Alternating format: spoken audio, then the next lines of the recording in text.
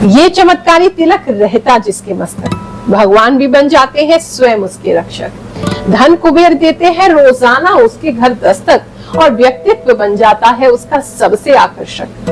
ये चमत्कारी तिलक रहता जिसके मस्तक। तो जानना चाहोगे कौन सा है आपकी राशि अनुसार वो तिलक, जिसे लगाने से आप अपने जीवन में रोजाना गुड लक को जगा सकते हैं। और वीडियो को जरा सा भी स्किप मत करना, क्योंकि लास्ट में मैं आपको अदृश्य तिलक लगाने की एक विधि बताऊंगी, जो दिखाई तो किसी को नहीं देगा, लेकिन उसका असर पूरा होगा। तो चलिए शुरू करते हैं।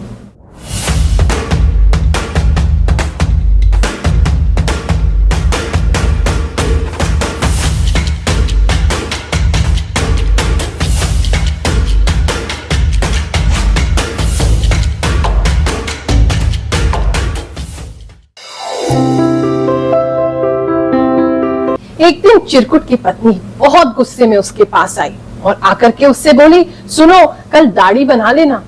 चिरकुट बोला, व्हाई, एनी प्रॉब्लम? बोली, यस, लॉट ऑफ प्रॉब्लम। बगल वाली जो पड़ोसन है वो पूछ रही थी, आपके घर जो बाबा जी आए हैं क्या वो कोरोना का धागा बांध देते हैं?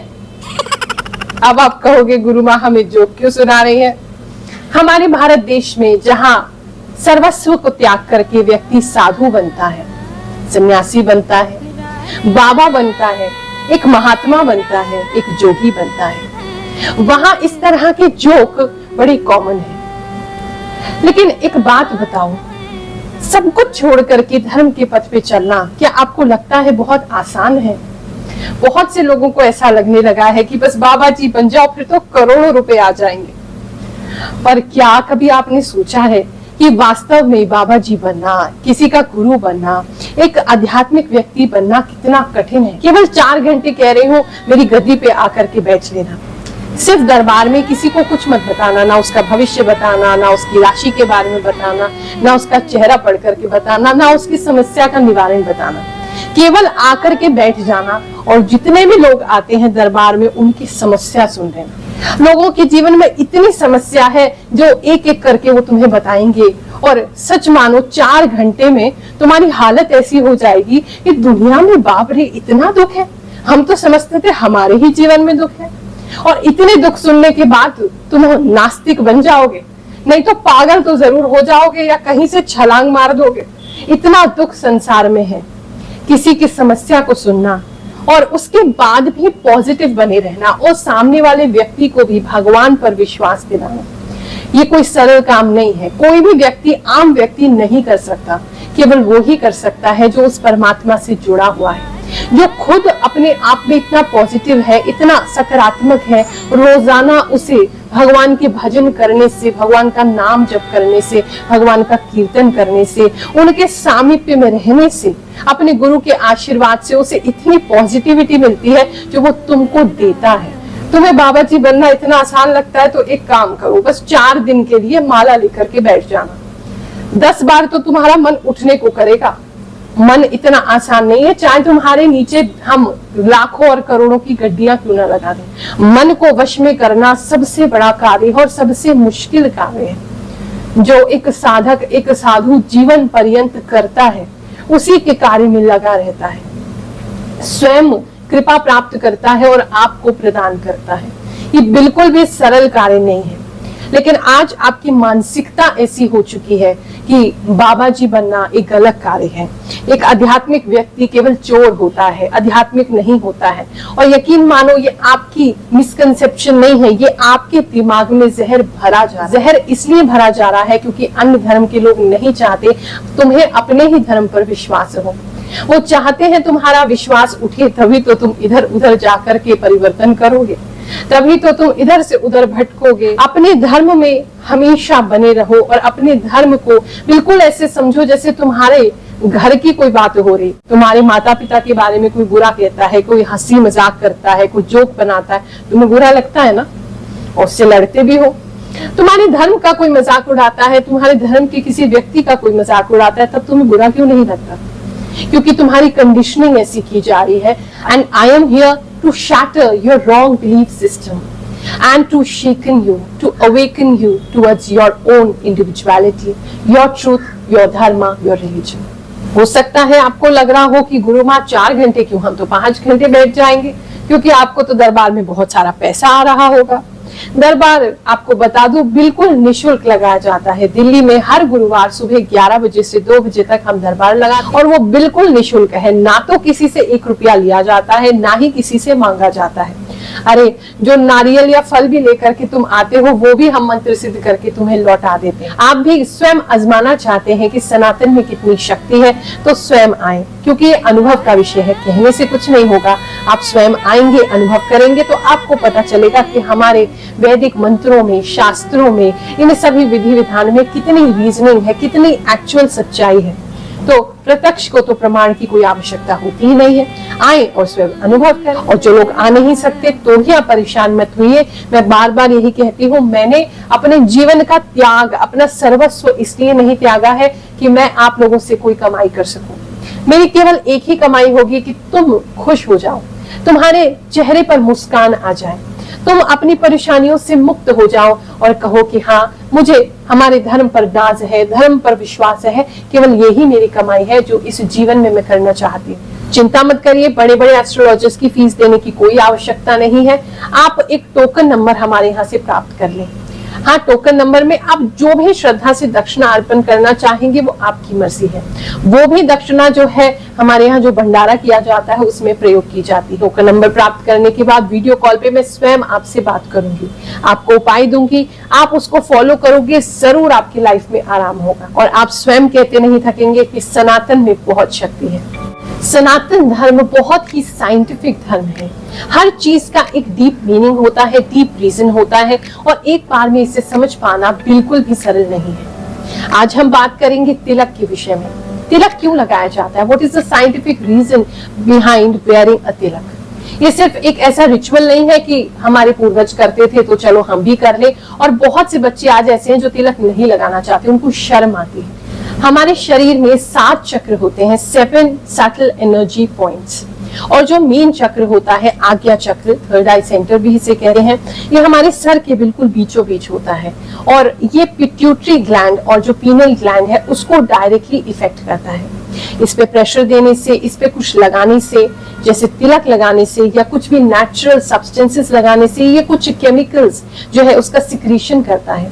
हमारा नर्वस सिस्टम जो है वो उसको काम करता है। जब भी हम तिलक लगाते हैं कुछ ऐसी चीजों से जो मैं आगे आपको बताने वाली हूँ, तिलक लगाने से जो बेटा एंडोर्फिन्स होते हैं और सेरोटोनिन होते हैं, इसका जो केमिकल सिक्रीशन है ये बढ़ जाता है और फाइनली ये हमारे स्ट्रेस को रिड्यूस करता है, नेगेटिव थॉट पैटर्न को रिड्यूस करता है।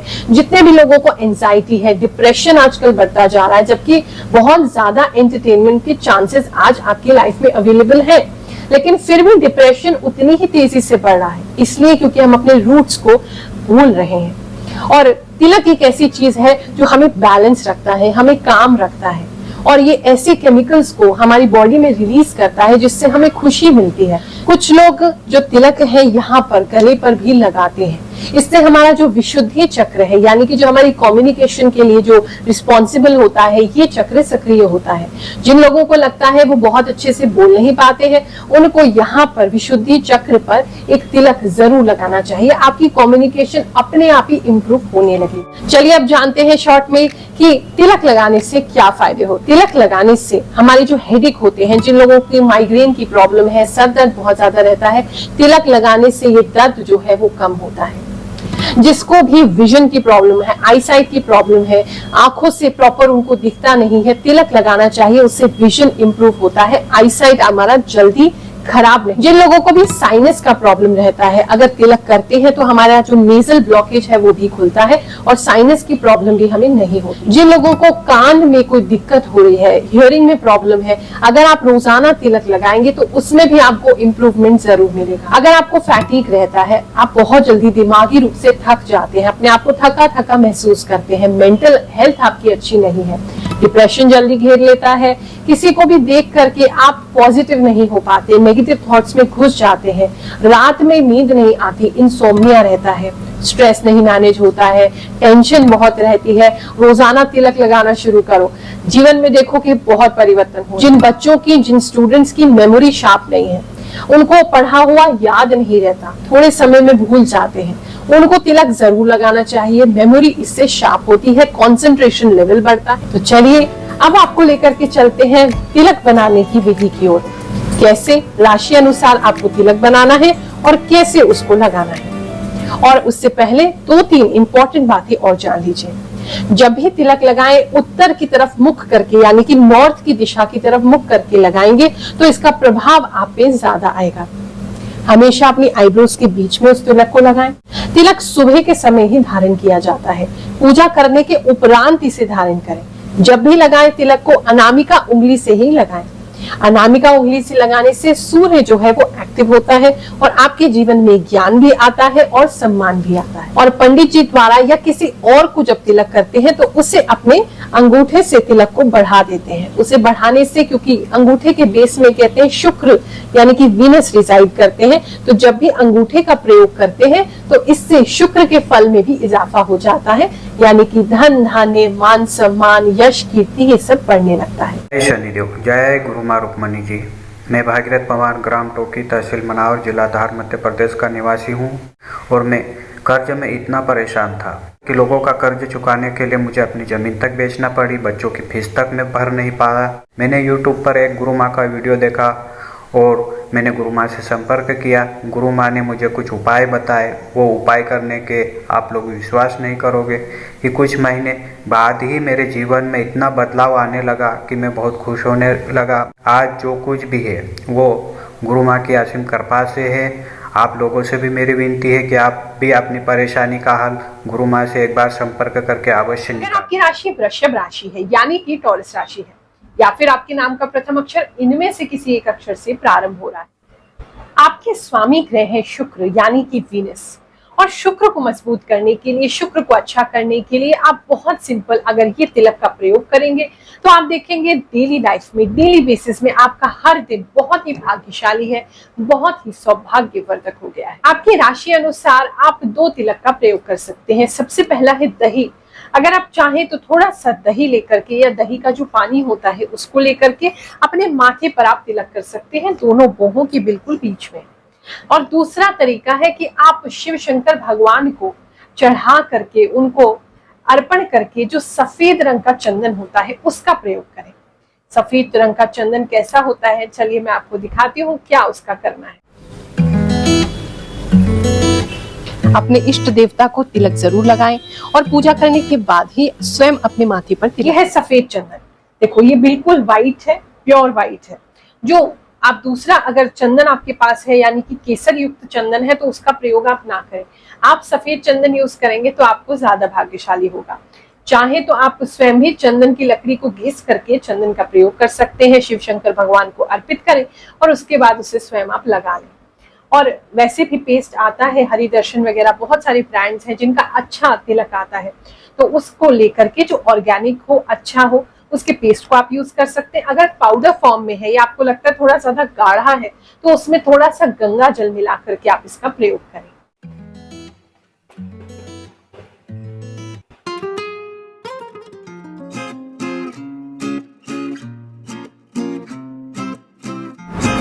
अब मैं आपको बताने जा रही हूँ अदृश्य तिलक लगाने की विधि। वैसे तो आप हिंदू हो तो शर्म नहीं आनी चाहिए अपने आप को हिंदू बताने में और तिलक लगाने में, लेकिन फिर भी कुछ जगहों पर, कुछ कॉर्पोरेट ऑफिसेस में या कुछ स्कूल्स में दिक्कत होती है कि आप डेली तिलक लगा करके नहीं जा सकते। ऐसी स्थिति में आपको अदृश्य तिलक की विधि बता रही हूँ। अपने घर के मंदिर में जो आप भगवान को डेली स्नान कराते हैं या फिर जो पंचामृत है, इस जल से भी आप तिलक कर सकते हैं। और अगर जो औषधि मैंने आपकी राशि अनुसार आपको बताई है उसे थोड़ा सा मिला करके, यानी कि पानी अधिक मात्रा में मिला लें और वो औषधि, वो चंदन या लेप जो भी बताया है अपनी राशि अनुसार उसको थोड़ी सी मात्रा में मिलाएं और फिर मिला करके, बहुत सिंपल विधि है, भगवान के चरणामृत से या फिर स्नान के जल में मिला करके या गंगा जल में मिला करके आप सिंपल अपने माथे पे उससे तिलक कर दीजिए। इससे आपको संपूर्ण फल भी मिल जाएगा और किसी को पता भी नहीं चलेगा कि आपने तिलक लगाया। आप लोग अक्सर पूछते हो गुरु माँ आप तिलक कैसे लगाते हैं, तो वो आज मैं आपको लगा के दिखाती हूँ। मैं जब भी तिलक लगाती हूँ तो अपने हाथ में ही मैं चंदन को रखना प्रेफर करती हूँ। ये अष्टगंध है और इसमें केसर चंदन मिला हुआ है, केसर युक्त अष्टगंध है ये। तो इसीलिए इसका कलर थोड़ा सा आपको ऑरेंज लगेगा। इसमें गंगा जल को मैं मिलाती हूँ,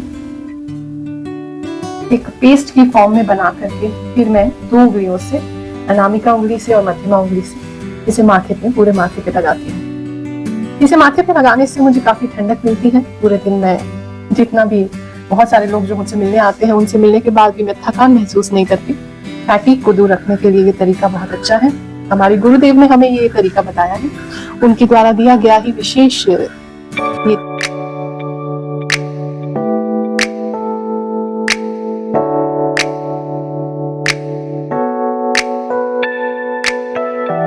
अब हम कुमकुम लगाने जा रहे हैं, तो कुमकुम से बीच में हम एक बिंदी लगाएंगे।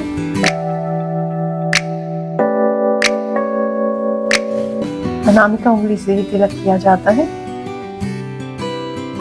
हमने तिलक लगा दिया है। इसके बाद एक और काम मैं करती हूँ। लास्ट जो चरण है मेरे तिलक लगाने का, उसके अंदर मैं काजल से तिलक लगाती हूँ। एक संत है, उनकी माता जी ने कहा कि आपको नजर लग जाती हो कि इतने लोगों से गुरु आप मिल रही हैं, तो आप एक काला टीका जरूर लगाएं। तो एक काला टीका मैं काजल से लगाती हूँ।